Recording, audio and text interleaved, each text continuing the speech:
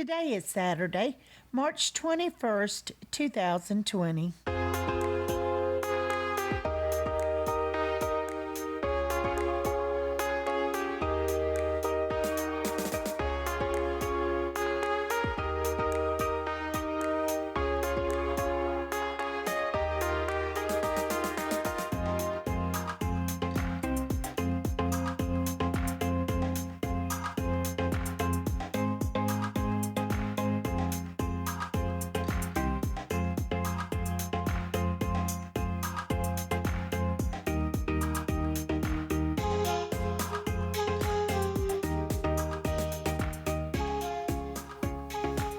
Welcome to the Survivor Fans Podcast. I'm Joanne. And I'm Stacy. And this is the listener feedback show for week 6 of Winners at War.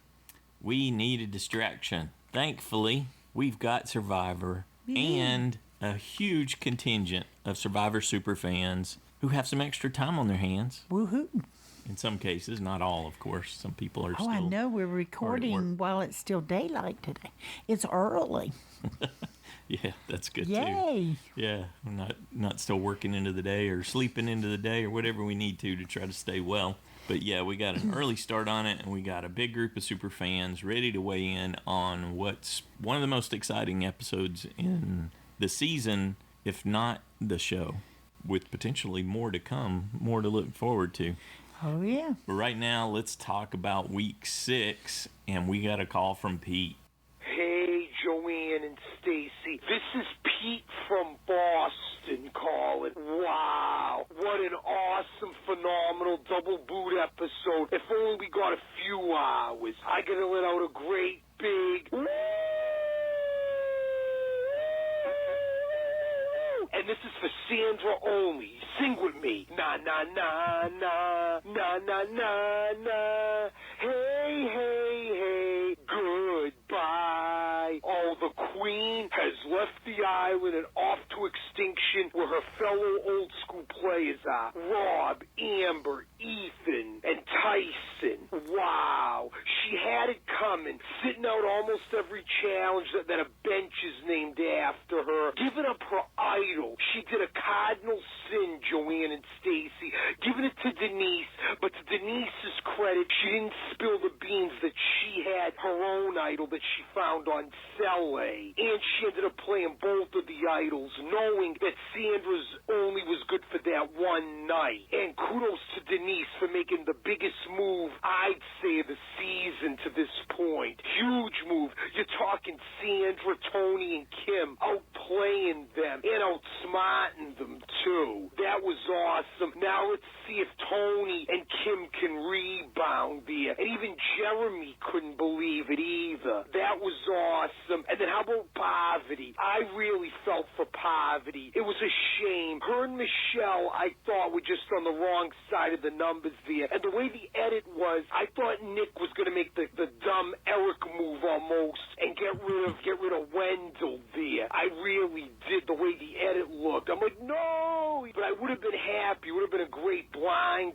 side there. But Wendell wasn't budging. Parvati wouldn't give him any fire tokens or anything either. So there you go. It happened when she went to the extinction to help Michelle. So we'll see. My question, Joanne and Stacy, you think 1L Michelle's going to get revenge now on Wendell after the Parvati blind side and Nick just staying with his alliance? But really, it's a battle of Michelle and Wendell. That's what I want to see. Will Michelle get her revenge? Can't wait, guys. Must be one more episode before the merge. We were stuck with extinction, but good on Tyson there, too. All right, guys. Awesome episode, and see you later. The Queen has left the island. Bye-bye. What an episode. Take care. Woo. Woo. All right. I don't know that Michelle is upset with Wendell for the Parvati vote. No, I don't think so either. Maybe Nick, because he didn't go with them, but she was in on the actual vote. She just didn't want to vote for her so she could get the tokens, hopefully, from her. That was her motivation. But she seemed to have accepted that she couldn't save Parv, so, And she got the desired outcome in the tokens. Yeah.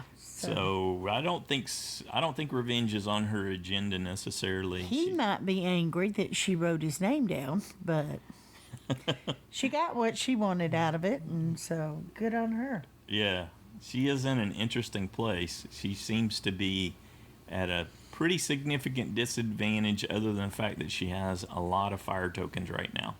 Thanks again, Pete. Good job. Next up, we've got an email from Mike in Omaha. Joanne, Stacy, and everyone else, well, in light of recent developments, I'm happy that I'm still able to enjoy watching Survivor, and it is equally good to listen to this podcast. I was on vacation and still have a bit of a tan to prove it. Fortunately, I got home right before all this COVID-19 insanity really exploded. As far as the specifics of this episode went, I assumed Parvati was dead in the water. First time she's left pre-merge. She's still a legend. The only comment I have toward the Michelle and Wendell situation is that it's going to get handled one way or the other. I personally feel that Michelle will come out on the winning end, but I wouldn't be surprised either way. Stupidly, I had Sandra safe. Moreover, I'd already used her multiple times and felt that her time was running out, but figured I'd get one more round out of her. Don't be greedy, JSFL players. The big move of this episode came from my USB Denise. I still love Denise. She is so good at playing the modest game, one of the best. Hopefully at the end of this season she can solidify herself as the best, singular. I definitely like the boss move she made of getting an idol and voting out its seller. I somewhat question her playing the second one on Jeremy, especially considering he voted for Denise. I hope this engenders a lot of goodwill toward Denise from the firefighter. More than this, hopefully it shows to everyone else that she's willing to play idols on her allies and make her a more attractive alliance partner. What I do question is her voting out Sandra. True, it would cost her that remaining fire token, but wouldn't Sandra then work with her? You can never count on Sandra. No. I think Denise should have probably voted out Tony if she's working with Kim. I still have confidence that Denise will be able to slip back into the shadows even after such a move. She's on a season of winners, so the odds are in her favor. Still loving this season. Everyone listening, stay aware but confident. Take the right steps to keep yourself safe. All right, welcome back. Thanks, Mike. Next up, we got a call from Christiana. Hi, Joanne and Stacy. This is Christiana from Boston calling with my Winners at War Week 6 feedback. Wow, what an episode. What a move, Denise. Amazing. I'll get to that in a second. Starting with the first tribal council, I definitely am really sad to see Parvati go. I thought that she was doing really well with the situation that she had, but there was just nowhere for her to go. On a tribe of 5 with 3 people who are tight and there really weren't cracks, I thought that her and Michelle did their best to try to exploit possible other options, but I mean, Parvati, being as socially astute as she is, she knew that there weren't options, and so sad to see her go, but I did get a vote off point, so that's something. Moving to the DeKalb tribal, Denise, what an incredible move. Brilliant. Get a fire token from Sandra, negate all the votes, vote her out. Oh, amazing. I also was a little bit bummed that she burned the second idol on Jeremy, especially when he voted for her, just because that could be safety for her down the line. But what I was thinking too was that maybe in her thought process, she wanted to preserve as many Sele members, original Sele, as possible.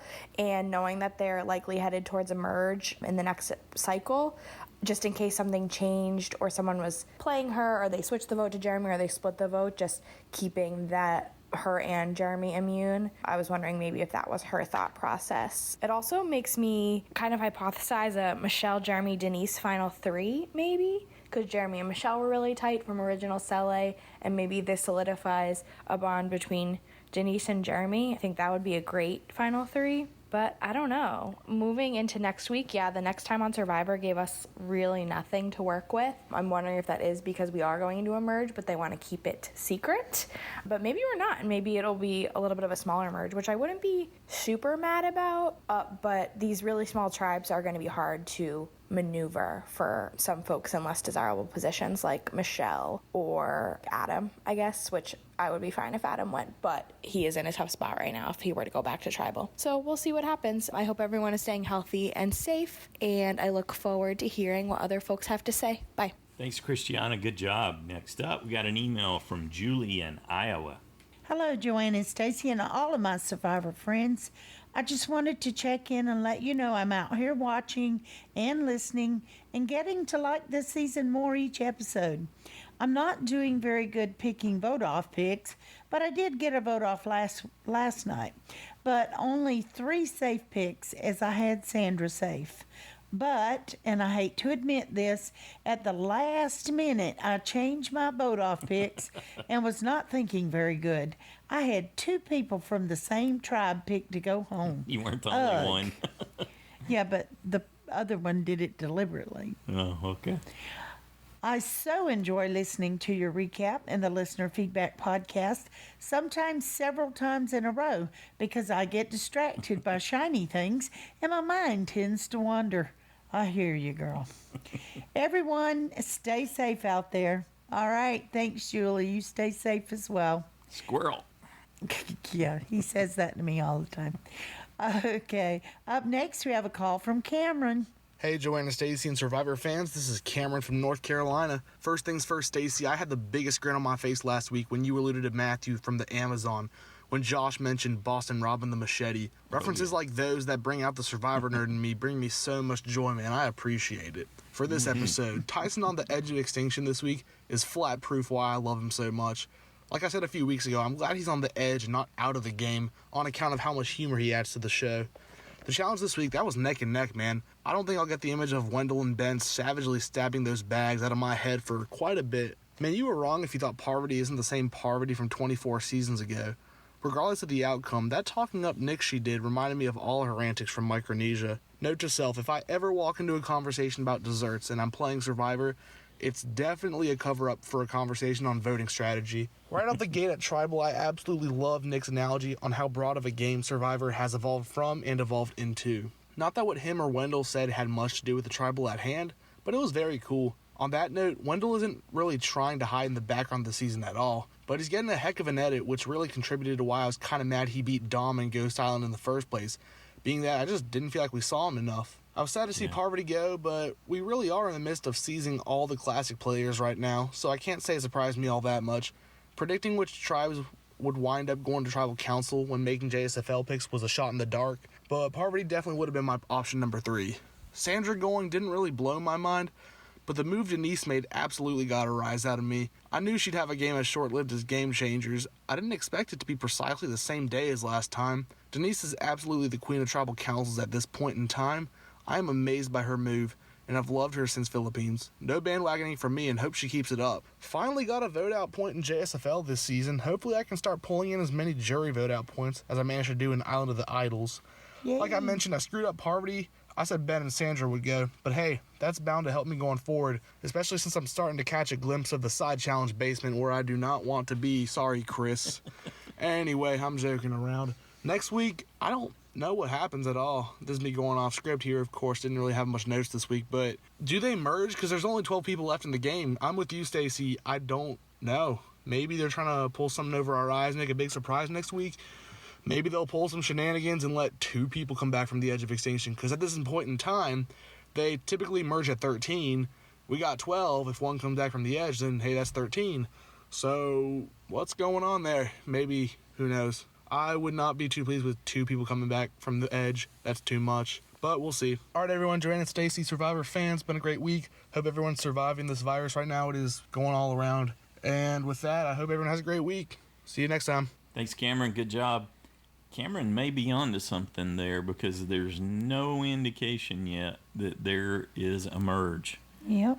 The early press release, there's no hint or reference to it. The press photos. Looks like there may even be 2 challenges this time. So, and his idea... We get a reward? Yeah, his idea about him bringing 2 back, hadn't even considered it until he said that, but that would be very likely. You know, Probst would love to do that. Very unfortunate after he swore he would never be doing any of that at one point, but that's way behind us now. Good job, Cameron. Next up, we got an email from Robert in Peterborough, Ontario, Canada. Thank you. My brain just kind of wrapped up on that. I saw it seize. Hey, Joanne and Stacy, here's my listener feedback for this weekend Survivor. Sandra and Parvati joined the ever-growing list of Survivor legends who now call Edge of Extinction home as they embark on their own prolonged farewell tour. Tyson definitely called it when he said they were going to start picking off the legends one at a time. This week was such a fast-paced episode with 2 boots and some Edge of Extinction time as well. I feel like the concept of Edge could be interesting, but there isn't enough time in a standard episode to be able to tell the kind of stories they want to share. What we end up with instead is wishing we could see some of the moments in the game that weren't shown on TV. Exactly. Either way, it was a fun episode with Tony's first Spice Shack of the season and a great play by Denise. The extra idol play seemed unnecessary, but it was some added insurance for her since she had trouble trusting Sandra. You also have to admire Sandra for trying to plan ahead in the game, knowing her idol was expiring. It was unfortunate that she thought she could trust Denise. Unfortunate, yeah. That's one way of framing it. I look forward to hearing everyone's listener feedback this week. Stay healthy, everyone. Thanks, Robert. Good job.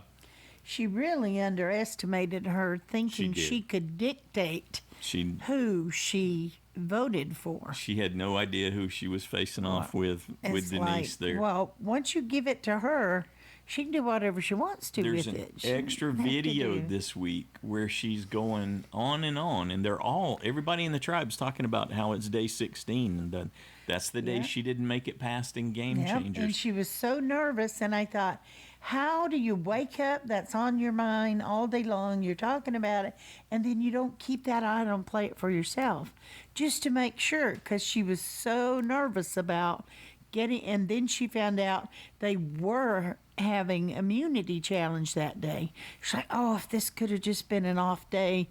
And so that's why I find it so hard to understand why. I mean, I understand she was wanting the tokens, but even she put out a video saying, I didn't play like I usually play. Long as it's not me. I got greedy. I wanted those tokens. She tried to play strategically instead of defensively. Yep. And it did not work for her. It did not work. And so I think she's kind of kicking herself right now. She woke up and prayed that she would be able to find her way through it, and she had the answer in her... That nobody would vote her off. In her pocket, or in her bra strap, wherever she was keeping it. Yeah. She said that out loud to everyone, shared that with everyone, which... About not being voted off, not about having the about immunity. Being voted... I don't want to be voted off today. On day 16. Everybody said, oh, don't worry. She had the means. I don't think Denise said that, but the others did. Okay, thanks, Robert. Up next, we have a call from Jade-n-Christine. Hi, Joanne and Stacy. It's Jade. And Christine from Hawaii. From Hawaii. Joanne and Stacy, we just want to say we are so thankful for Survivor, for your podcast, and just for the extra training I've received, because today I actually had to go to Costco, and I tell you that mental, physical, and social training just kicked in, that Survivor training, awesome. And it was awesome. I was able to get everything we needed, although they still were out of toilet paper, so there you go. You win some, you lose some. Yeah. Episode 6, Extinction Island. We were just so happy to see somebody using a fire token. Finally. We got to see somebody enjoying it, and so happy Tyson. I think that's a really smart move of his. Yeah, I think physically, mentally, emotionally, it's kind of going to bolster him so that when there is a challenge, he might be in a better position. Yeah, maybe even beat Natalie, although I don't know, he's gonna have a hard time there. Yeah. And I have to agree with Joanne. I think he's gonna have a hard time hiding that smell. That's a very distinctive smell, and I don't know, everybody's gonna be onto him, I think. Yeah, the immunity challenge, I mean, I thought that it was a little short. I think the beginning part was good. It was really tough and physical. But then the kind of intelligence portion at the end was a little bit lacking for me. I felt like a puzzle would have been better rather than just you figure out the maze once, you get the ball in there, and then you kind of figure out how to do it. I don't know. I just felt like it wasn't as good. And I was surprised that Green won without Rob, but I guess he wasn't missed. missed. Yeah, Rob, they didn't miss him. He seems to have really lost his joy those last few days, and he's really fun to watch when he's having fun. So maybe being with Amber will bring that back. We hope so. Hope to see him in the future. Yeah. We were so surprised by the vote outs. Parv was a sort of surprise, and Sandra was a crazy surprise. Yeah, except I did get the vote out point for Parv, so I have to say I wasn't that surprised. But yeah, it was great to see her play, even though she got out. Boy, she made Wendell really look bad. Yeah, It was pretty good. he looked pretty bad there.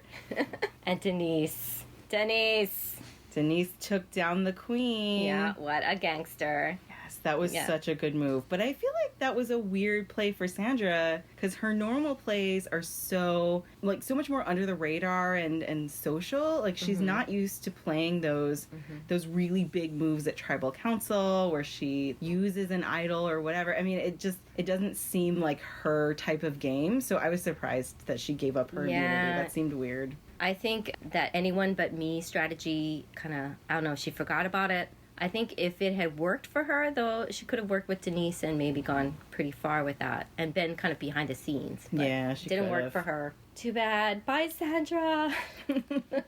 So next time on Survivor, we are just no idea what's going to happen. No idea. Merge, no merge, who knows? They don't give us any hints, and it's annoying. They're giving us nothing. But we're just looking forward to hearing more from you guys. And thank you so much. We hope you're staying safe and stay healthy. Aloha. Ahui ho. Thanks, Jade. Thanks, Christine. Good job.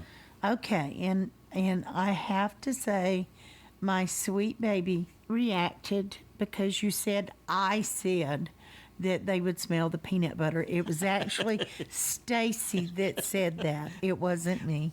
So we need to pointed give at him. you. I know I said, we have "You didn't hand say signals. that." You didn't say that. I said that. You didn't say that. And So- now you outed me for doing it. Well, we need to give you credit for that, baby. Yeah. We need to make you happy. I know what you're doing. Thanks, Jade. Thanks, Christine. Next up, we got a quick call from Rashmi. She's a bit distraught. Hello, Joanne and Stacy and all my Survivor friends. I just finished watching the latest episode and I am so upset to see Sandra and Parvati gone. I don't think I want to say anything. I'm totally devastated. Bye. And yes, everybody, please keep safe from the flu which is going around. We are totally keeping ourselves isolated. So take care, everybody. And again, I'm not feeling up to saying anything. Cheers. Cheers, Rashmi. You take care, too. Next up, we got an email from Liina from Estonia. Hi. Oh, that's you. Okay. Sorry. Hi, I'm a fairly new listener, but a long-time Survivor fan, and this is my first feedback. Well, welcome, Liina. My thinking about Denise using two idols was she didn't trust Sandra, thinking she is safe anyway, and they're all voting for Jeremy, not her, and then she's there alone with 3 against 1. Although she could have just held on to the idol she had and her tokens and been safe without them knowing. Good move on your resume. Rob, Parvati, and Sandra voted out sequentially. What happens now? Who's the next target? I don't think they'll be back from EOE.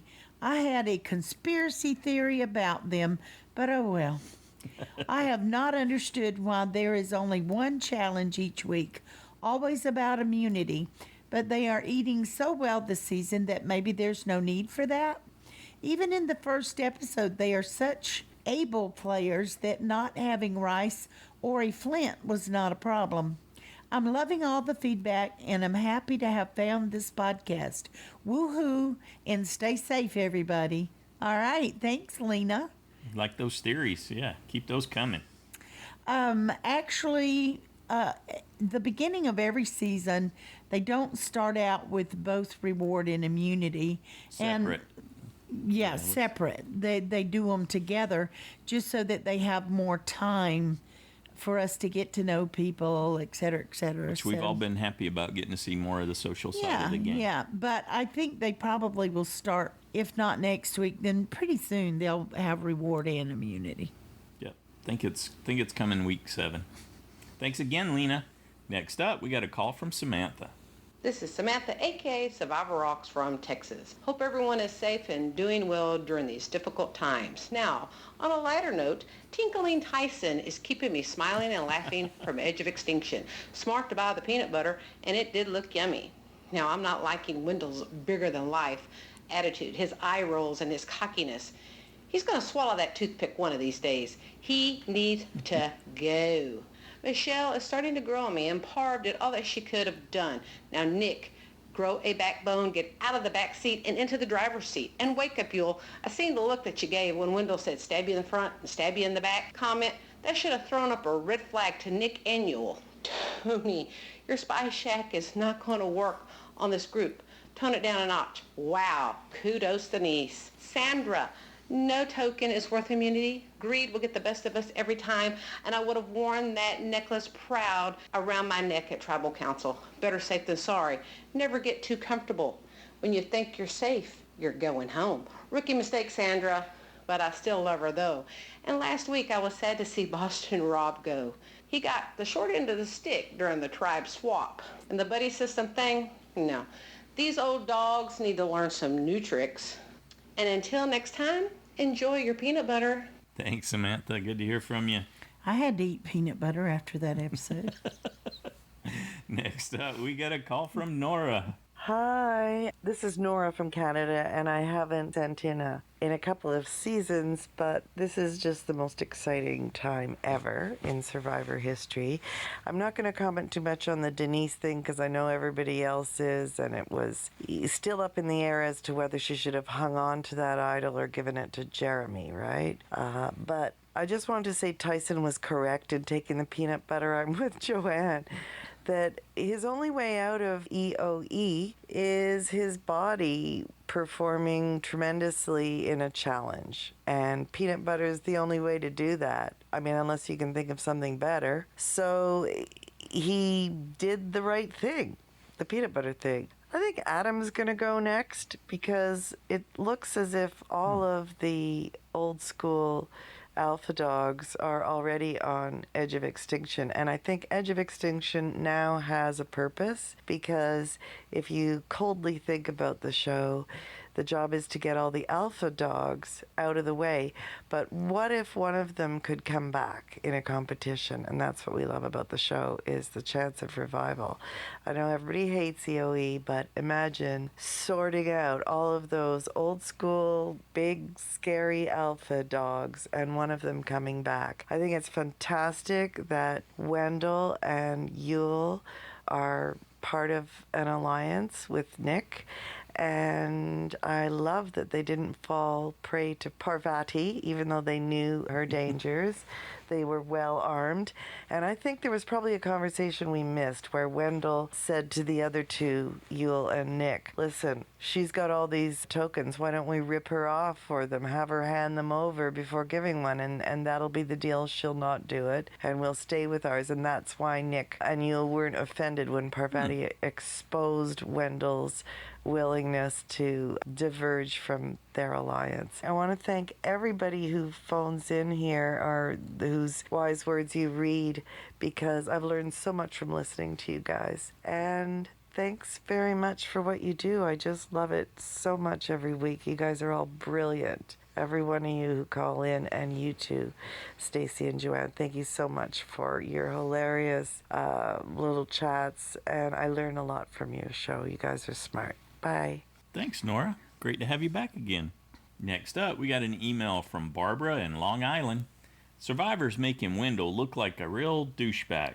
Why? Why? Is this to further our interest in the Wendell Michelle X on the beach story? Because I am so done with that nonsense. It's fake anyway, in my cynical opinion. As far as Parvati, who knew that my USB really was just a mom on vacation? I realized she was fighting an uphill battle from the start, but did she fight at all? Did she even play? I do know that she got played by Michelle for her tokens. Michelle succeeded where Angelina failed for a post-vote out reward. They should really change the name of Edge of Extinction to Extinction of the Old Schoolers. At this rate, will Yule be the next to go? That's the most logical progression, isn't it? Joanne, I was happy to hear you sound much better this week than you did last week. Little victories, exactly. We need you and Stacy more than ever to connect our little online community during what Josh the Plush Moose called the zombie apocalypse.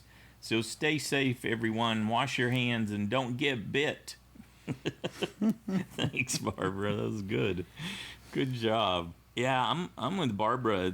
When I look back on what we got from Parvati, it just didn't add up to much at all. So Mom on vacation, there were more scenes of her swimming and walking around camp than there really were of her making any kind of contribution. Other people would come to her with discussions to have, but it didn't seem like she was guiding anything. Maybe that was part of her strategy, but it was underwhelming to me. I don't really agree with that. In the earlier episodes, I thought she was doing a lot of that. So I'm not with you on that. I have no recollection of any significance there. I believe. She wasn't the driver. Thanks again, Barbara. Next up, we got a call from Nicola-n-Jackson. Hello, Survivor fans. This is Jackson and Nicola. Today we have an awesome day of Survivor.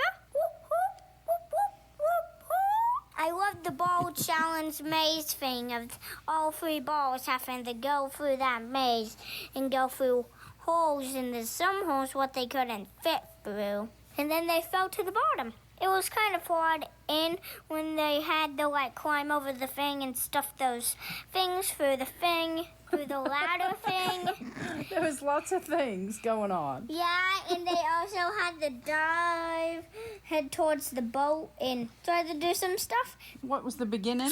Was Tyson getting the peanut butter. That was funny. Yeah, and also what was funny is when Sophie said peanut butter and jelly. Yeah. And then it was peanut butter and jelly. And then when they said, I wish it was cupcakes and... when Sandra and Denise were talking. And then she pretended that they were talking about cupcakes. Yeah, That's and also Denise actually lied. She did lie. Yeah. She did a good job. Yeah, for lying. She's our USB, so we're happy that that was just a heck of a move. I was not happy about that. You weren't happy about it? I wasn't happy about... Oh, yeah, he was upset that Parvati went, so now next week he wants Wendell to go as revenge. Denise is going to be my USB. She is? Well, that's good. She's already our USB. So, anyway. We're going to win this. They're going to win this. Okay. So, it's been a strange week for us, and I'm sure it has for everybody else. It was nice to have some distraction this evening. Jackson is off of school. He's been off all week. That means I have lots of homework. He has lots of homework, and Grandma's gin consumption has increased. So I need to stop drinking. all right. I hope everybody is staying safe and doing their part to socially distance themselves so we can all get through this phase and try to get back to some kind of semi-normalcy. Look forward to hearing from everybody. Thanks for all that you do, Joanne and Stacy. Stay safe. Bye, Survivor family. This is Jackson reporting back. You mean reporting out? Yeah. Okay. Blah, blah, blah. Bye, guys. Forget about that. Thanks, Nicola. Thanks, Jackson. Good job reporting, buddy. Next up, we got a call from Drew. Hey, Joanne and Stacy. Hey, everyone. This is Drew. Just going to say, with everything that's going on right now, did I mention earthquake? Have you heard that in Salt Lake City? Yeah, there's a lot of crazy stuff going on. Some inclement weather. I mean, right now, my commute is an absolute delight. I just got to tell you, traffic is beautiful. So let's try to count our blessings here, right? Look on the bright side, even though it's a rainy day. Anyway, I listened to your recap of this week's episode, and you guys, this week's episode just kind of blew me away in a couple of ways. I actually got one of the vote outs right, Parvati, but then the second one I had her safe. I was just thinking, for some reason, Sandra is untouchable, somehow or other. And we were thinking, look, all of these threats, like these old school threats, are getting knocked out one after the other, boom, boom, boom. And then we're like, well, what else, Sandra? She'll just get it to the...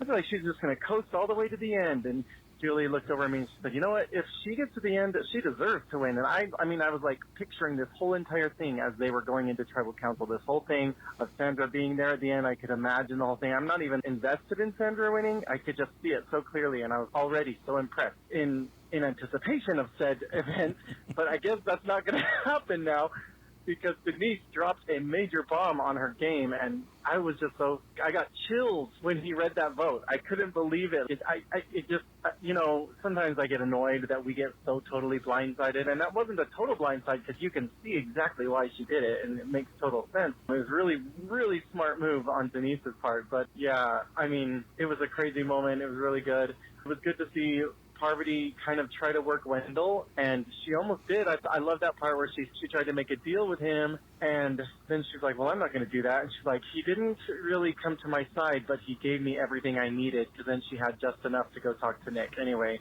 it's just really a pleasure to see these people play against other people kind of at their level, you know what I mean? Even the newbies are still threats in their own ways, just a different kind of game. So, yeah, just really a delight. Like I said before, we're just trying to find the positive here. So the winner of the week, I'm going to just got to give that to Denise because that was just masterful. I can't believe it didn't even occur to me. The possibility did not occur to me. I can't believe it. The loser of the week, I guess, got to give it to Sandra because I thought that her move was pretty brilliant until it bit her in the rear. So, and that part where they changed the subject rapidly to cookies and cream, I actually thought that was a pretty smooth little transition too. Oh my goodness, guys, I just hit like a wall of traffic. What's happening? What's happening here? Maybe there is no silver lining. All right, well, I'm going to end this call. Talk to you guys later, and looking forward to the rest of the feedback. Bye. This is Drew again. Quick PS. On Monday was this very special day in this time of life, and it was my birthday, but the reason I'm saying this was because at work they will occasionally have food trucks come through, and on my birthday of all days, who should appear but Marquesas Corn Dogs, run by none other than my first ever Survivor crush, Malaya Dennis, now Nielsen, from Survivor Marquesas Season 4. And we talked Survivor as we usually do. She told me she hadn't seen the episode, but unfortunately she was spoiled, so she knew that Rob was gone. She just said she really hoped that he was blindsided, and then she gave me a free birthday treat, and it was real fun. But it didn't occur to me until later that Rob's first season was her season, and so she actually does have a certain vested interest in his game and his, Survivor career. So anyway, just kind of fun. I'm glad to talk shop with her when she comes through, and her husband's a fan too. So yeah, they have a fun little operation going there. All right, that's it. Everyone have a great week. Bye. Excellent. Well, happy belated birthday. Next up, we got an email from Yazz-n-Conner in Northern California. We've been sheltered in place for a week, so it's nice to have something fun to think about. Wow, Denise's play was amazing, cutthroat, and a huge OMG moment. It's a nice Neela reference. So well played. Definitely a move that will go down in Survivor history. I was totally shocked. She really kept her cool in Tribal. I would love to know if she had planned on targeting Sandra originally, or if she changed her mind after Sandra said she wasn't a threat at Tribal. She definitely had Sandra on her mind even before the season began, because Sandra was the person that Denise had picked to go after. Connor thinks she planned it because she told Sandra she would give one fire token and then one after Tribal. So yeah, she had inclinations that way. One move from Denise I didn't think was smart was giving her second idol up for Jeremy. Connor pointed out that she must have expected them to split the vote, and she wanted to protect her only ally. I guess I can see this, but still not positive this was the right thing to do. This episode changed my view on Wendell in a few respects, and none of them positive. I'm sure it's uncomfortable to be on a small island with your ex, but does he have to be so cold and dismissive to the women? He's acting like a bit of a jerk. And then that comment at Tribal, I will stab you in the front and back. Not sure how he thought that would endear his alliance to him. I sure wouldn't trust someone who said that. He just seemed so annoyed and almost put out by being there at this point. Connor and I were very impressed with Tyson on EOE and how he figured out the time clue.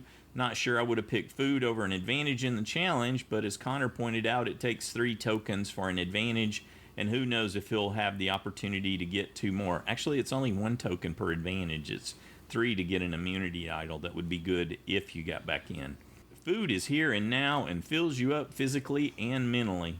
Absolutely. That's all we have. Stay safe out there, everyone. Please try and stay inside as much as possible so that we can kick this virus and all get back to our regular lives. Looking forward to hearing your thoughts. Bye. Thanks, Yazz. Thanks, Connor. Good job. Next up, we got a call from David. Hey, Joanne and Stacy, it's David in Pittsburgh. Oh, guys, the champions are falling, crashing, burning, and as much as we hate to see them go, we love the way this is playing out. I think when the team saw that Rob had been voted out, I think the die was cast, and then I think that they just decided they were going to go after the iconic players. It was time. They got to take out the powerhouses, and that's what they've been doing. As for Denise's big play, I thought it was brilliant, using Sandra's idol to keep herself safe and then voting Sandra out inspired. But I don't think her second play will do as much for her game. Now that she's elevated her position and left herself unprotected, what's going to happen to her now? Unless they go to a merge, Jeremy sided with the other two, and he could do it again. I remember when Kelly saved Detective Dean, and then only to get voted out soon after that. So this could certainly happen again to Denise. By the way, I love Spy Shack Tony, but I don't know what he expected to hear. I mean, if the others are planning to vote him out, well, he doesn't have an idol. There's nothing he can do about it. So wouldn't it have been better to be strategizing with the rest than to disappear when they're making their plans? Oh, and while players like Natalie are scrounging for every fire token they can get and holding on to it for dear life, there goes Tyson with a big jar of peanut butter. I don't know. I mean, he might get back in the game, but I just don't think his heart's quite into it the way it was when he played before. Now, I'm wondering if the next episode where an exiled player will come back, and when he or she does that mean then anyone else who's back on the island, they're finally gone, and then newer exiled players take their place? I think that's how they did it before, so I'm just wondering if they do that again. Anyway, I'm just loving this season, and in these scary times when the nation's health is falling as fast as the economy, I have to say it's really good to return every Wednesday to the most addictive show and listen to what you guys have to say and the other fans have to say. So I will talk to you guys next week. Bye. Thanks, David. Actually, what happened on Edge of Extinction last time was that one person, Devins, returned, and then everybody who was on Edge of Extinction turned around and went right back out to Edge of Extinction. They didn't leave the game, so they had that opportunity to return at Final Five. And it seems like it's trending that way, although Cameron certainly got me thinking that they might bring more than one back now. Good job. Next up, we got a call from Slappy. Joanne and Stacy, how you doing? How's it going? This is Slappy McGee. I am officially jobless, homeless, hopeless. I'm not hopeless, but I have no money coming in. I can't pay my bills, so that's awesome. So why not? Let's talk about Survivor. Hooray! Oh, what a good episode. I really enjoyed it. I was really excited by the ending, of course, when Denise made the big play on Sandra, and I thought it was awesome up until I thought about it a little bit deeper and realized that Denise had made a terrible play. I think she gained some credibility and a resume, and she's one of the two people that's gotten rid of the queen, as it were. But I think she made a terrible play in the fact that she got rid of both of her idols, and she could have, held on to that. I know she's probably trying to protect her numbers a little bit by saving Jeremy, but she could have held on to that again, this is about yourself as well. So I think she should have held on to it a little bit longer, but who knows? Maybe she was really scared of that, but it was a scared play, and I don't think that's necessarily a good play. Also, by getting rid of Sandra, although it might be a big move for her resume, she had just gained Sandra's loyalty. Sandra had reached out to her to want to help her, and you're getting rid of one of your own numbers. And I don't understand why you'd turn around and do a play like that. It's a good play. It's also very devious, which is strange because I don't think of Denise as that kind of player, which is fine. But I think in the long run, it makes you a bigger target. And when you show disloyalty like that, and that you can be devious like that, it really changes how people view you. So I think getting rid of one of her own numbers, which Sandra would have been, is not I thought it was a bad play. She should get rid of Tony or somebody like that. And then she really would have been on Sandra's side. And if they were going into a merge, she could go to Sandra to strategize. And now she's back to, she's still on the outs with the others, and she only has Jeremy's loyalty. So I really thought in the long run it was a really bad play for her. So as excited as I was about it and how surprised I was, I ultimately realized kind of short-sighted of her to do that. And also kind of short-sighted of Sandra. I was really surprised by the Queen, who I love watching, and she's so good. But then to have her so bamboozled kind of goes against all the stuff that she always preaches about, never get rid of your idol. And I think she got kind of wowed over by the fire token possibilities. Wanted to get something from that idol, but she and didn't expect it from Denise. I guess that'll be the next chapter in her book. Don't ever trust the quiet ones. Maybe that'll be the chapter title. I felt bad for Sandra and felt that she didn't really live up to her own preachings. But I also felt really conflicted with Denise's move. So that's how it goes.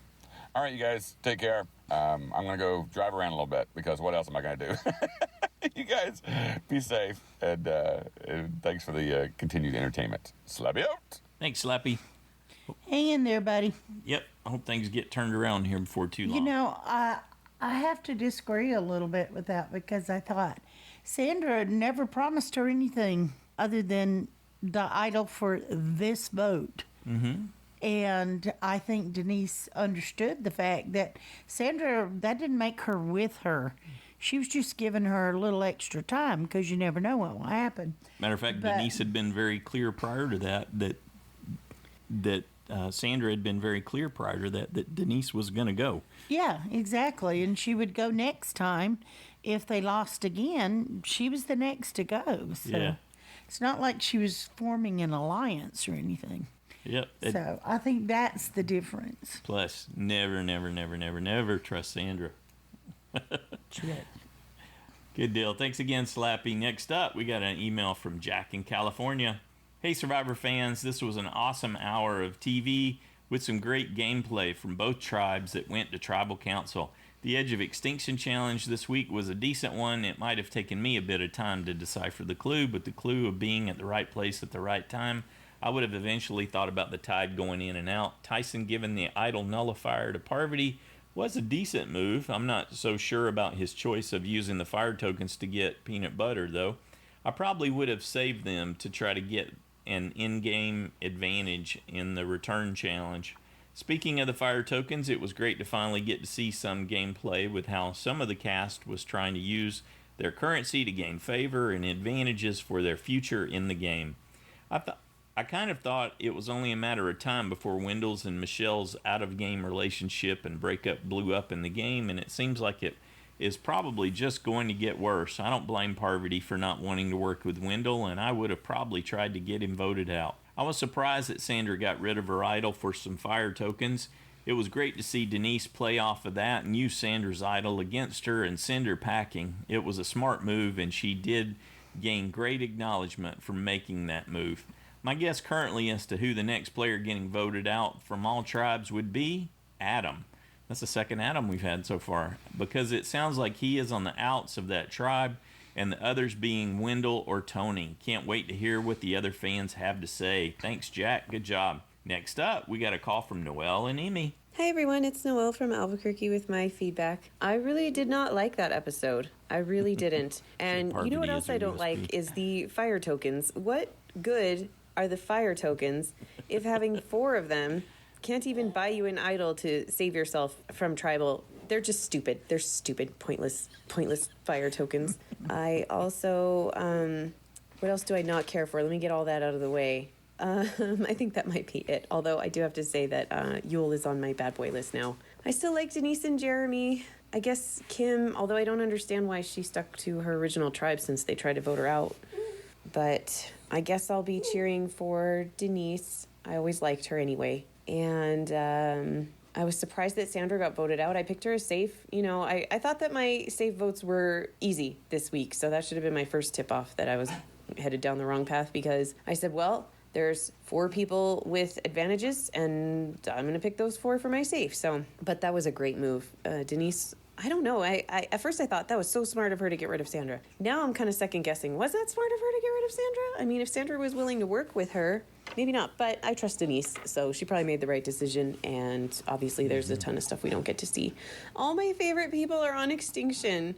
I don't like this season anymore. We should just swap it out and have Extinction take over so that we can watch our favorite people. Okay, fine. I won't talk for everybody. We should swap it out so that I can watch my favorites on extinction.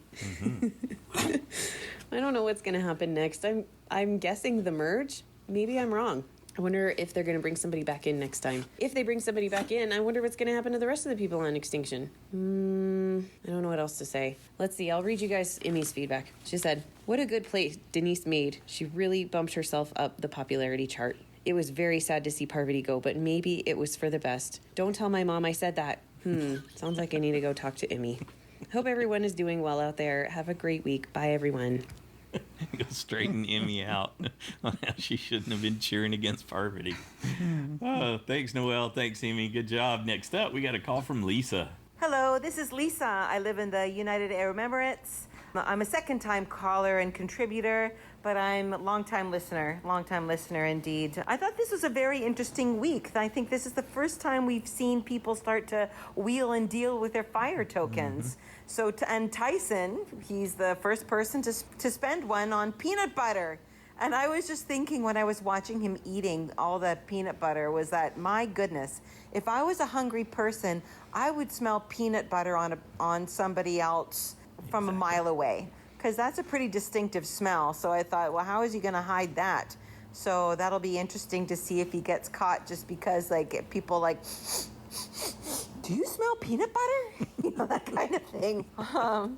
And boy, oh boy, is it me or is Wendell getting the big jerk edit this season? Yeah. From Jeff calling him on throwing the idol and talking smack during the challenges, to how he's being portrayed while he's talking to Michelle and Parvati, and even how he is at Tribal. I don't know, it's kind of a really negative edit for him, and just thought it was very interesting. And for some reason, I don't know why I was really bothered by this during the challenge. I was kind of bothered by the waste of rice. I don't know, that really bothered me. Maybe with everybody hoarding nowadays, I'm like, oh, you're wasting good food. It's funny though.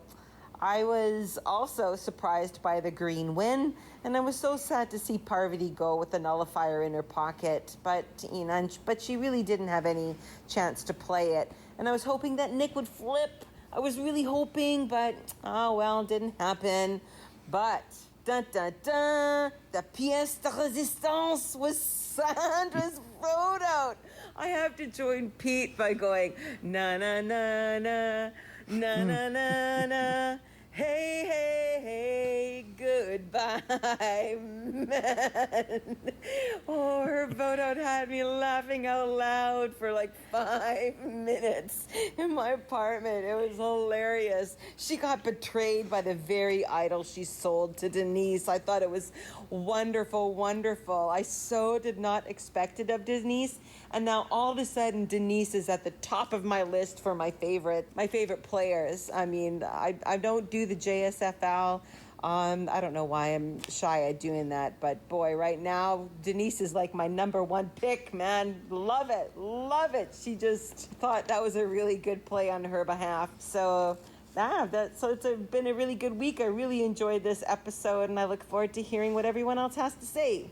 All right. Excellent. Lisa's got an infectious laugh. I enjoyed her enjoyment. Yeah, absolutely. Good job, Lisa. Great to have you back. Next up, we got an email from Ed in Milwaukee. Joanne and Stacy, given the unprecedented issues that are affecting the world today, it's great to have Survivor as something positive to look forward to. It's also great to have Joanne and Stacy to facilitate and orchestrate this wonderful podcast. It is such a delight to listen not only to the two of you, but it's also great to hear from Pete from Boston, Kim and Cameron, Nicola-n-Jackson, Rashmi, Slappy McGee, Josh the Plush, Moose, and the rest of the Survivor Superfan gang. Although I send feedback on an infrequent basis, I haven't missed a podcast in years. Here's my mid-season report. At the beginning of the season, I divided the cast into 4 tiers, and I forecasted that the winner would come out of Tier 3. In Tier 1 are the Survivor Superstars, most of whom, Rob, Tyson, Parvati, and Sandra, are, as I forecasted, on exile. Tier 2 players won their season with strong strategic games, but are not quite ready for Mount Rushmore status. Natalie is the only one of this group at exile, but according to my theory, this is the next group that I foresee being sent to exile. This group includes Jeremy and Sarah. Tier 3, Nick, Denise, Sophie, Adam, Ben, and Michelle played quiet games in their previous season, but know the game well, and because they entered the game without a target on their backs, they can begin the game by playing under the radar, but have the skills and ability to rise. So far, Denise, Sophie, and Michelle are doing just that. Tier 4 are old school players who I predicted would have problems adapting to the new game. Most of these players, Ethan, Danny, and Amber, are now on exile. It's too early to predict a winner, and we have no idea as to how exile will impact the game, but so far my theory has come true. I'll leave you with one question. Parvati was voted out just before Sandra. What would have happened if Parvati had given her fire tokens to Sandra as she left the game? Would Sandra have received these fire tokens before her tribal began? And if so, how would Sandra have distributed these tokens upon her departure? Thanks, Ed. That's an interesting, fun question to think about. Yeah, I think that she would have received them. Sure. And that she would have done with those exactly what she did with the other one. Give it to Yule. Oh, you think she would have given them all to Yule, huh? Yeah, I do. But I guess it's allowed. They've been giving them all to one person. I don't know if it's occurred to them to spread them out. That was in the Propes Q&A that Dalton Ross did, and Prope said, yeah, they could certainly spread them out. They could do whatever they wanted. Yeah. But I don't know if they've thought of that or they just gave it to who they wanted. Well, you're in a little bit of shock, I think, at that point. Yes. And you're annoyed and disappointed, so if you hadn't sort of pre-thought about what you might do, it's just sort of off the cuff, I would imagine. Thanks again, Ed. Next up, we got a call from Rebecca. Hi, everybody. This is Rebecca calling from Northern California. And wow, that was such a great episode.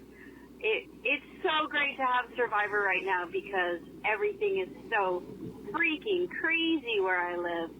We are under a mandatory shelter in place until April 7th. Strangely, my life hasn't changed that much because I get up every morning, I take a walk, and then I go to work, and I can still go to work.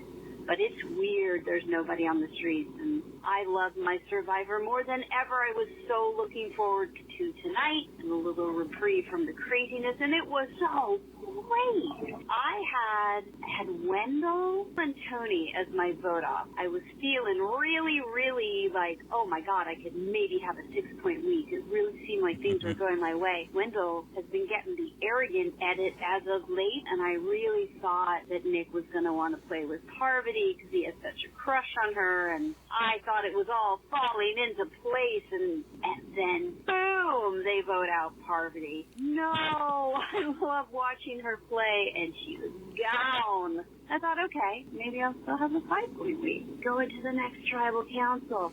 And I had watched the lead up to it with Sandra wheeling and dealing, and I just got to say, I've never played Survivor. I would never give up my idol.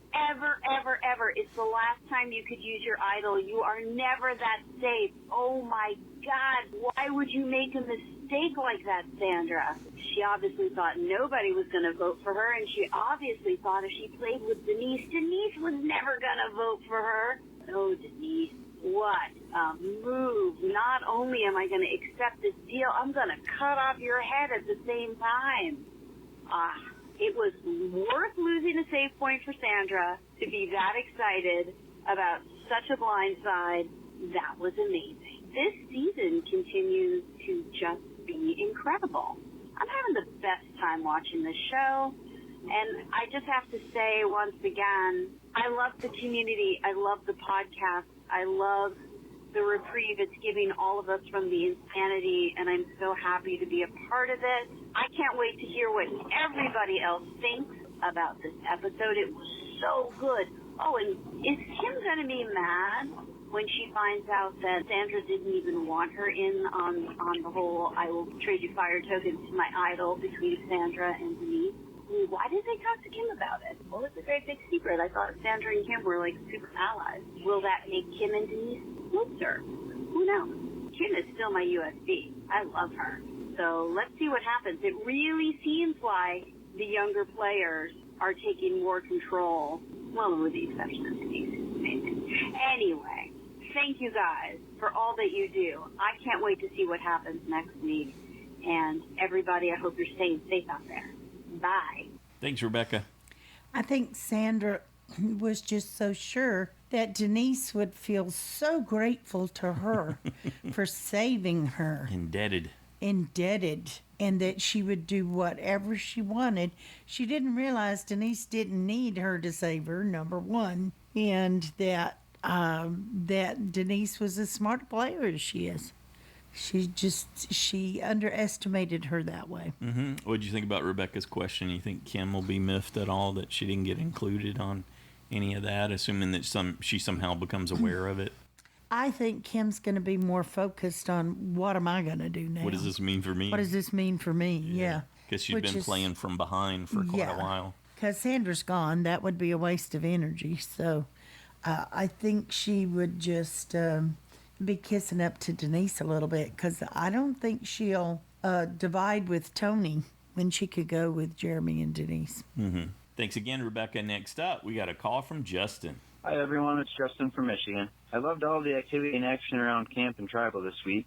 I didn't mind the short time we spent at Extinction and found it interesting Tyson chose peanut butter over an advantage, but it helps in the short term and long term for the extra daily calories, so I understand his move. It highlights how disciplined Natalie has been since she's been there the longest and has been holding the most fire tokens. We haven't even seen her tempted to spend them yet. I'll skip the challenge since there's so much to get into at camp and tribal this week. I'd say I liked that Wendell was willing to consider working with Parv, or at least act like it, in exchange for her tokens. I wasn't a fan of Wendell's arrogance this week, but Parv seemed to let her emotions block her opportunity to make a move or negotiate. She also could have thrown in her newly acquired idol nullifier as part of a deal, since she didn't seem to have a good use for it this week anyways. If Wendell wouldn't take her up on it, then she could have went to Nick or Yule for a similar deal. At least exhaust all options to save yourself. Ultimately, from what we were shown, they were smart to take her out. But Wendell should be taken out soon for his bluntness and apparent willingness to stray from the plan and switch his vote at tribal council on a dime. Yule can't feel good about working with him going forward, and Nick was already starting to waver. At the call, it was really exciting that the fire token negotiating was also taking place here. However, I think Sandra really undervalued her idol and overvalued the tokens. Denise was on the bottom along with Jeremy. I think Denise would have considered giving Sandra a token just for the assurance that old DeCall would vote Jeremy instead of her. Then Sandra could vote out Denise and play her idol like she had planned on doing all along, if she didn't go along with that. A player of her caliber and with her experience should never feel that safe, and I'm glad that was her downfall. Well done for Denise, although I think she should have held on to that second idol to make another big move later rather than trying to make one mega move. She is thinking ahead and playing aggressive, and I do respect that. I had Parvati and Tony going this week, but I had Sandra safe, so I went from thinking early that I might end up with 6 points to only getting 4. Still a very satisfying episode, and with the merge ahead, the best is likely yet to come. During this crazy time in everyone's life, it is refreshing to have Survivor to turn on for some normalcy. I appreciate Joanne and Stacy and all the listeners who provide feedback to extend and enhance the escape from reality. Have a good week. Thanks, Justin. Good job.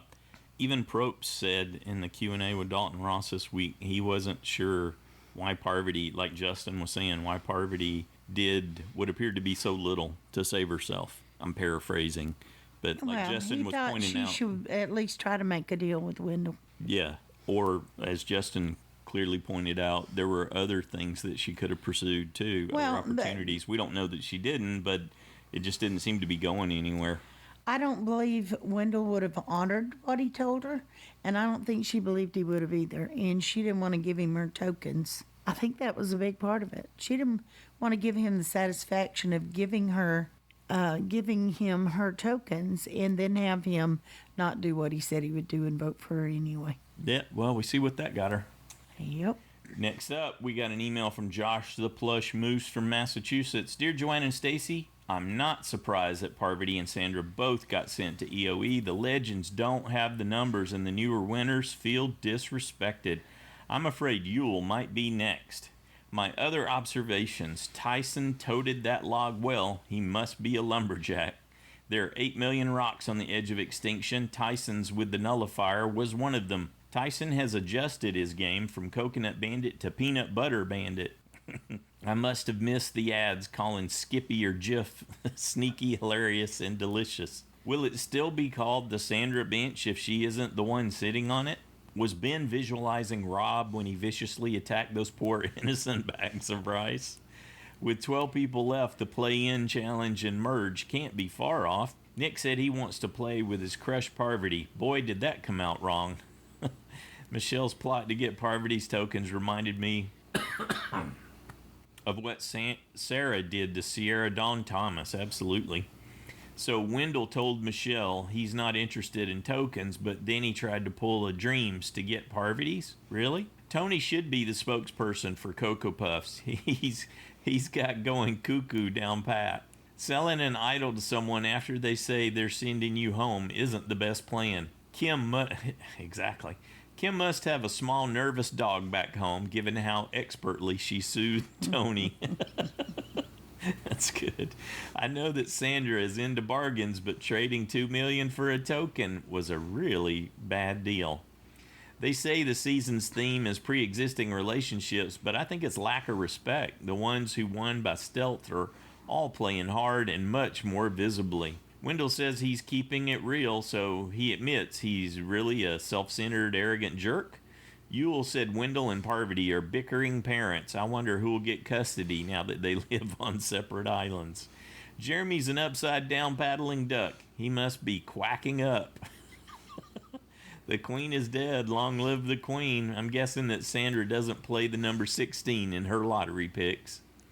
Denise, welcome to High Profile Players Club. Their jackets have a bullseye on the back. Next time, the Wendell-Michelle relationship gets dicier while Tony sprints toward being a threat. Which situation will implode first? Anyway, that's it from me for now. Thanks, Joanne and Stacy, for all you do. Can't wait to hear what the other fans have to say. Stay safe, everybody. You too, Josh. Good job. Thank you. Next up, we got a call from Jeremiah. Hello, Joanne and Stacy. Hello, Survivor fans. It's Jeremiah here with some feedback for this awesome episode of Survivor. Man, it was great. And, of course, your guys' USB Denise was probably the star of the show. Man, I tell you, wow. She duped the queen, and the queen even admitted it. She did not expect that coming from Denise, and I was proud of her. She was phenomenal. That was quite a devious move to pull on someone. And, of course, now I'm starting to worry about Denise because she did use her other idol to save Jeremy, which, in hindsight, obviously, we know it wasn't necessary. And now she's really put herself in danger. Are you guys worried about her now? Because if that tribe was to go to tribal council next week, I feel like she might be the one out. So that's the only downside about this total play. The play to get out the queen was brilliant. I'm just worried about her overplaying things by using the extra idol. Now, the question I have for you guys about this is, Stephen Fishback mentioned the fact that, Denise worked out this deal with Sandra, where she only gives up one of the tokens now, and then she'll give the other token if everything goes smoothly through tribal council, which was kind of brilliant because, she didn't have to give up all the tokens right away, and she was able to hold on to one. So now Stephen's asking the question, was that a part of what Denise was thinking is, I'll get rid of Sandra and I don't have to give her the other token. What do you guys think? Do you think that was going through Denise's mind? Maybe we should have Christy Shipley send a message to Denise and ask her this question. Maybe somebody already has. I don't know. But it was great to watch. I'm a little bit worried now for Denise on that tribe. And as we look ahead to next week, outside of Denise being in trouble, I think obviously Adam, I feel like, is probably in trouble in his tribe.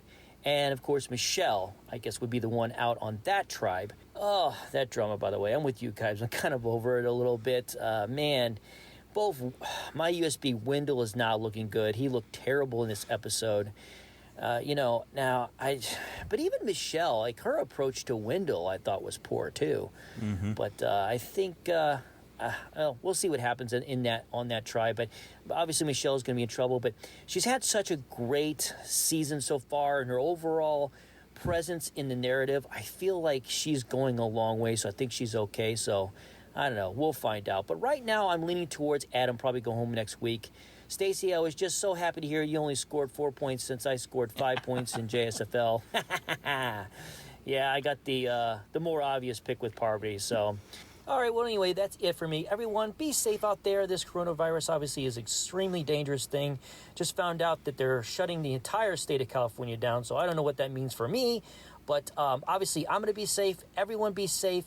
And let's, I guess, just stay at home and watch Survivor, everyone. All right, until next time, this is Jeremiah from Southern California.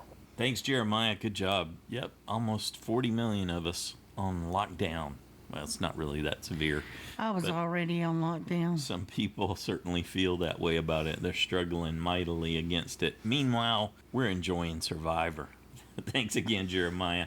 Next up, we got a call from Jen. Hi, everyone. This is Jen in California. The vote outs of this week really hammered home to me just how much of a loss we're going to feel moving forward of each and every player that's voted out. We just lost 2 legends of the game back to back within a matter of minutes. And I was shocked and just a little bit disappointed in Sandra.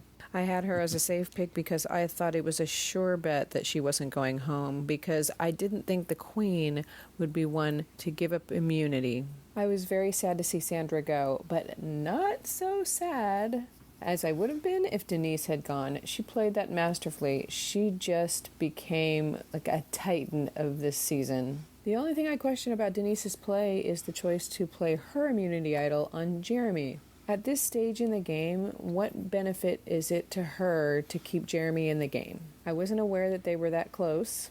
And again, just like with Sandra, I think if the stakes are this high, you need to save all the immunities for yourself. She may have revealed her hidden immunity idol Jeremy by playing it on him, but notice Jeremy hasn't revealed to anyone that he has that safety without power advantage. So while Denise may be a friend to Jeremy and be willing to share an immunity idol with him, I don't think Jeremy is a friend to Denise at all. I think Jeremy is looking out for Jeremy, as he should. I don't know. I think if Denise thought that Jeremy was in any kind of danger, I think she should have let him go. It makes me worried for her.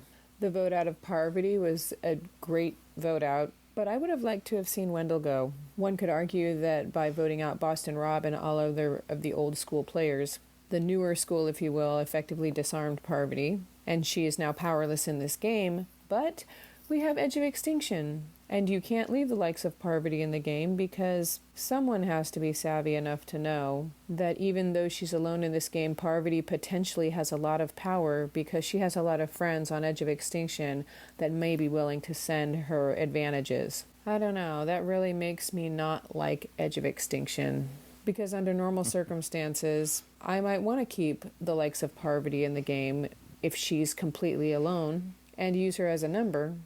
But you really can't do that in that season because with every player like Rob and Ethan, etc., who gets voted out of the game, Parvati's alliance numbers may actually be growing. And they're bequeathing their tokens to her, and they may be selling her idols and advantages that nobody knows about. Man, Edge of Extinction makes this season, or any season, really crazy. Well, that's it for me. I can't wait to see what next week brings. Can't wait to hear what everyone else has to say, and stay safe and healthy, everybody. Bye. Thanks, Jen. I like that different angle you're taking on things there. Next up, we got a call from Paul. Hey, Paul, Louisiana here, and yeah, that's the way you do it. Easily the best episode of the season. Well, at least so far. Now first, it's nice to see the fire tokens finally come into play. So far they've been lackluster, but that's all changed this week as the split to 3 tribes has a lot of people scurrying and worrying. Now when you get right down to it, Tyson out Natalie by finding that sellable advantage out there on the beach. But that peanut butter purchase, you know, it kinda has me scratching my head. Myself, I never jump at anything that quickly, the way I feel Tyson did. Did he think that he was on a deadline or something? I guess they named them fire tokens because they can burn a hole in your pocket.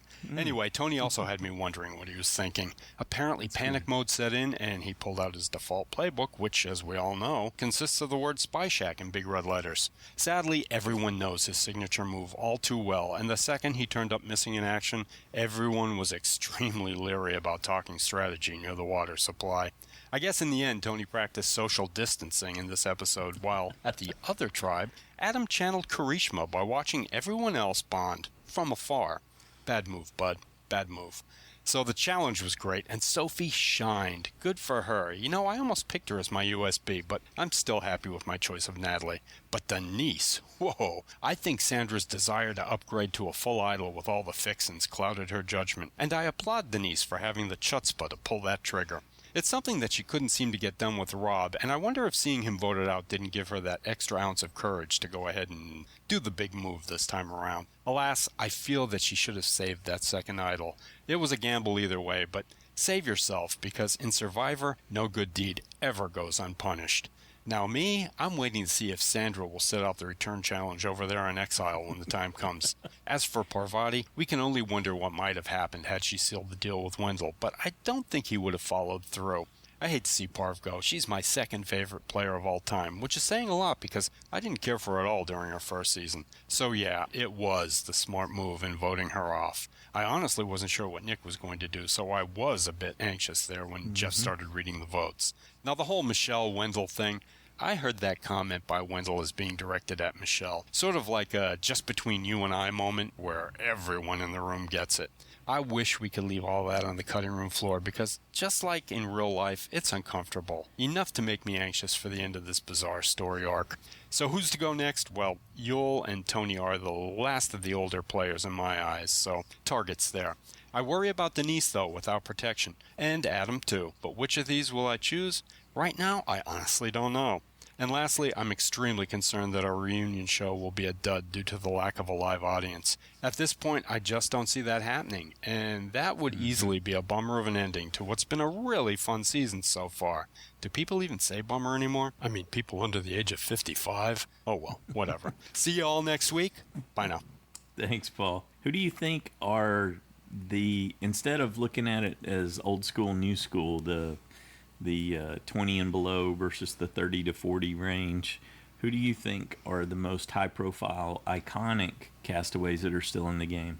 Who stands out for you? Because I think that's more of how some of the decisions were made necessarily instead of old school versus new school.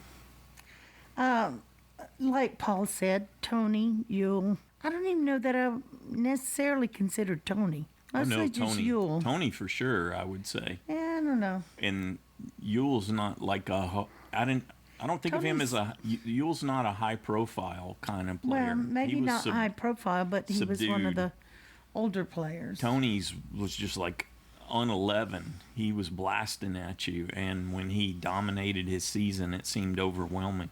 He still seems newer to me. That's fair. I'm asking who you thought stood out from that perspective, from those that are in. For me, I would have to say Sarah would be number one in terms of the dominance, iconic Survivor winner, and Tony. Those two are the big standouts, and then Kim is right in that neighborhood. Everyone else who's left had a more subdued feel to me, some much more than the others, but because Ben was kind of Tony-like in the finding the idols and the Ben bombs and then saving himself and the way that all went down. But he's not coming off that way. He's much more subdued. He changed his game completely.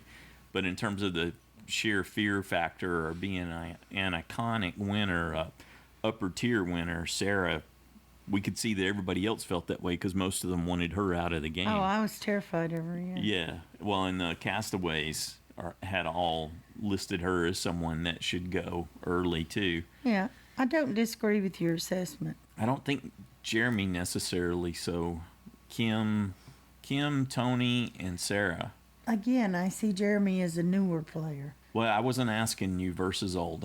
It's more about how dominant or iconic their win was, and his was more subdued, and him popping out the baby thing at the end, and the way he put all that together. Mm-hmm. It was more low key, chill. Whereas Sarah's looking back on it, they're like, "Oh my gosh, how cold she played! How she made all those things happen!" And yeah, same. Tony's was over the top too, as I remember it. Do you think Wendell's getting the jerk face edit like Malcolm had told us and other castaways when we had done interviews and things where they could make you give them enough and they could make you look one way or the other? Do you think he's handling himself differently than before? Malcolm told us he was actually upset that they didn't use some of the snarkiness. He said, I gave them a lot of it. He said, I kind of wanted to be seen as a little bit of a villain. Right. And I gave them lots of material. And they just made me out to be a good guy. And they didn't show any of it. Right. So I think that was his first season. He was very upset about it. Because like Cameron was talking about some of the other folks, he wasn't highlighted in his season. It was a little bit of a surprise because we didn't know that he had a strong social game. And we even ended up learning that he was very chill, and most of the time he was waiting for people to come to him. Whereas you're getting to see him face off more with these different kinds of threats. And I could see him choosing to respond to Parvati that way. And knowing her game and what her go-to move is with the flirting and all that, just to keep her shut down and not give her anything to work with in return, in reaction. Well, and maybe he wanted to show, too, I'm not afraid of Parvati. Right. That's what you got, and what you use has got nothing on me. And so it comes off looking cold and cool, but Parvati came off looking the same way to me in that context. So she seemed a bit lost in her ability to come up with something in their exchanges. Well, like you said, they wanted us to react a certain way. That was deliberate in the edit. And most of the women did react that way, I think. Yes. Because it's like, well, with all he's that we being a heard jerk, this week, you know? yeah, Mr. Jerkface. Yeah, they got to get rid of him. Yeah, well, I guess he's been taking a hit pretty hard, him and Nick, this week on social media. But what I took from it was, I definitely don't think that's the winner's edit. But they're really savvy on that whole, I can tell with the winner's edit. They throw curves constantly now. I know. The editors are listening. They're listening in on what we say. I don't know if they're listening to us specifically, but they but I mean, people have been us talking. as in fans. I think they're completely aware of EDGIC, that concept, and how people are scoring things based on the edit to help them gain those insights, and they're definitely putting in misdirections for stuff like that. So I wouldn't be so quick to jump to it. But so you think they're just jerking us around with the edit? Well, it's easy. It's easy to do with the edit. We know that from experience. I actually quite enjoy it when they do that. Sometimes when it works to your benefit, although it can leave you empty and hollow at the end of a season, because if you get too spun around, they can't do it too much. You can't. Yeah, you have to have some discretion in how you use it as a seasoning, not as the main ingredient for the season. Okay, given everything that we heard in the feedback today, who do you think is at risk? Give me 2 or 3 that are the standout at risk people to go next to edge of extinction. Tony. Yep, that seems logical. And Adam and Michelle and or Wendell. Yeah, I'm still thinking Michelle though. I think those guys are tight right now. I think the guys will stay together. So most likely Michelle, though I would really like to see them pop Wendell, but see, it worked on you too. It totally worked on me. I was easy. Yeah. Again, it's like, he needs to go. Yeah. Whereas if like somebody was talking about that he kept Yule and Nick all appraised about what was going on, and he was really pushing things and trying to work her to get those tokens with nothing in return, that would have been clever too. Everything's going to get overshadowed by Denise's play. I don't know that it makes her that big of a target, and only Sandra knows right now, unless she immediately shared it upon landing at EOE about how Denise did her dirty. Well, I don't know if she even feels that way. I think she's disappointed more in herself, but I don't know if she'll see it that way. That'd be interesting to see. Maybe they'll show us her arriving and what she tells. Yeah, we've been a week behind on getting to see those. So they just showed, then one of the extra videos, they showed Rob arriving. Mm-hmm. So we'll have to wait for next week's extras, I guess, to see. But they hadn't even showed Tyson arriving yet. And Parvati. Right? Yeah, they showed Tyson arriving. He said, wow, you guys have a lot of firewood. Yeah, they did. You're right. You're right. I remember. Yeah. Well, I'm excited. Looking forward to the halfway point. I'm assuming episode 7, week 7 is going to be the halfway point. It should be. Yeah. Maybe they'll mix things up. I wish they would take advantage of the circumstances where we're sheltering in place and say, hey, here's a lot more. Give us a bunch of extras. Yes. And longer episodes, and because we would just gobble it up given where we are right now, huh? Yeah. Well, this has been very fun and entertaining. We want to thank everyone who took the time to send in your thoughts give us some predictions. All this we needed to ponder this week. Good job. I want to say a big thanks to Scott and David for your donations. Thanks, guys, so much. We deeply appreciate that. And if you play in JSFL, don't forget to make your picks for next week before the deadline of 7:30 Eastern, 4:30 Pacific time on Wednesdays. Yep. Thanks for reading and taking over, babe. You're welcome. I'm trying not to cough. Yep. There we go. All right, everybody. Stay safe. Have a good one.